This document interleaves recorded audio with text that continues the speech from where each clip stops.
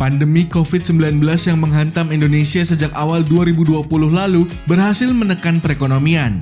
Sejumlah upaya telah dilakukan pemerintah untuk membangkitkan kembali geliat ekonomi.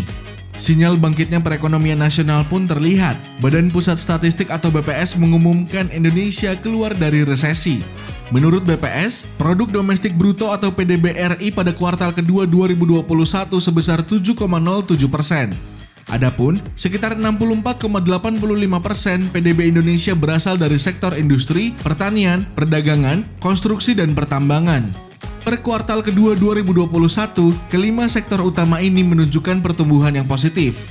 Dengan demikian, pertumbuhan ekonomi dari kuartal pertama ke kuartal kedua 2021 mengalami kenaikan sebesar 3,3%. Selain usaha pemulihan ekonomi nasional, perbaikan ekonomi di sejumlah negara dagang Indonesia juga menjadi faktor pertumbuhan ekonomi.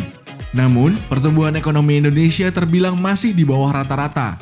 Meski triwulan kedua 2021 mengalami peningkatan, tetapi pertumbuhannya masih di bawah rata-rata triwulan kedua pada tahun-tahun sebelumnya ketika ekonomi dalam kondisi normal, ujar Margo Yuwono, Kepala BPS.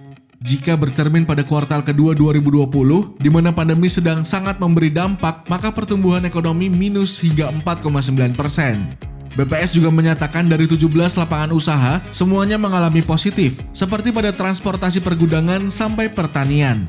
Pertumbuhan ini patut diapresiasi, namun kebijakan PPKM pada kuartal ketiga 2021 ini dapat mengancam pertumbuhan ekonomi mendatang. Waktu tidak banyak, jika PPKM berlanjut di kuartal keempat, tentu seluruh variabel ekonomi akan melemah, khususnya konsumsi rumah tangga dan investasi, ujar Bima Yudhistira, Direktur Center of Law and Economic Studies atau CELIOS.